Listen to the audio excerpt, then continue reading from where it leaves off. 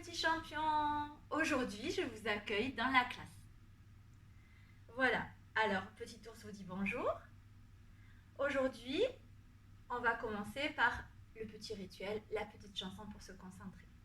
Mains en l'air, sur la tête, aux épaules et en avant. Bras croisés sur les côtés, moulinés et en se tait. Alors aujourd'hui on est jeudi. Comme Johanna. On regarde le temps, il fait un temps pluvieux avec quelques nuages.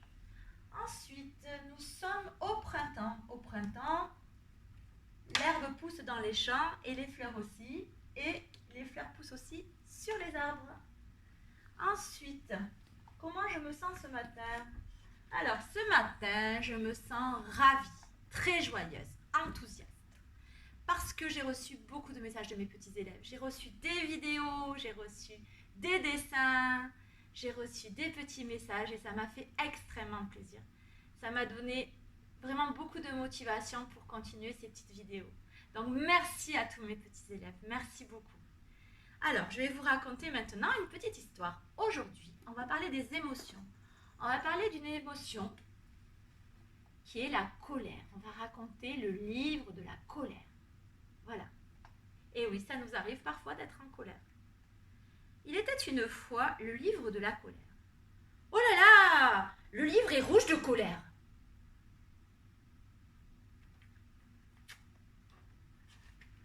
Approche-toi et demande-lui, que se passe-t-il? Et là, il me répond, laisse-moi tranquille.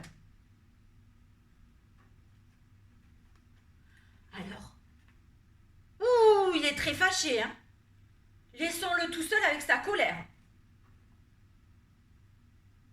On va le poser un peu et on attend qu'il se calme.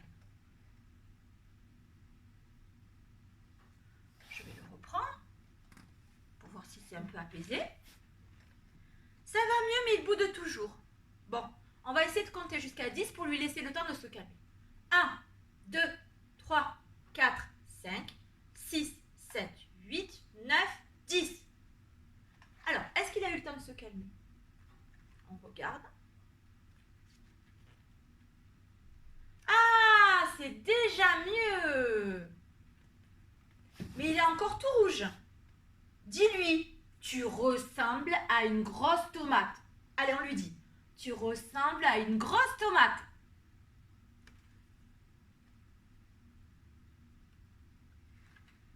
Et maintenant, il est temps qu'il nous dise pourquoi il était si fâché. Approche-toi, il va te le dire à l'oreille.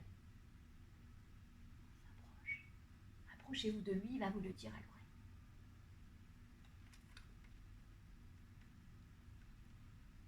Je l'écoute. Ça y est, la colère est en train de passer. Fais-lui un petit bisou et un gros câlin. Et voilà, ce n'est pas grave, tout va bien se passer, dis-lui. Je suis fière que tu aies réussi à te calmer. Bravo, c'est bien.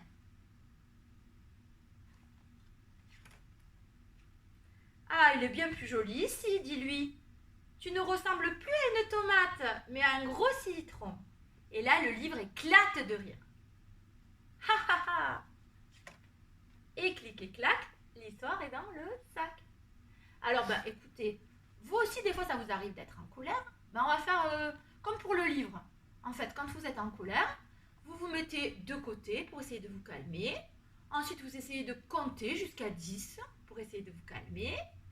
Ensuite, vous respirez un grand coup et vous jetez votre colère. Allez, on la jette. Allez, on la jette loin, loin, loin pour se calmer. On la jette. Et puis, normalement, cette fois, on est calmé. On peut aller dire à papa et maman ce qui se passe. C'est toujours mieux de parler, de dire pourquoi on est en colère, plutôt que de crier, de tout casser. C'est plus intéressant de parler, comme ça apaise sa colère et les parents savent pourquoi on est en colère. Voilà. Donc j'espère que ce petit livre vous a plu. Je vous propose maintenant quelques petites activités. Alors, petit ours va nous accompagner. Donc aujourd'hui, activité de géométrie. Je vais vous lancer un défi. Vous devez trouver à la maison des objets qui ont la forme d'un rectangle, d'un triangle, d'un rond et d'un carré. Quand vous avez trouvé des objets qui ont cette forme à la maison, par exemple pour le rectangle, une plaque de chocolat. Une plaque de chocolat, ça a la forme d'un rectangle. Pour le rond, tout le monde a des boîtes rondes de fromage à la maison.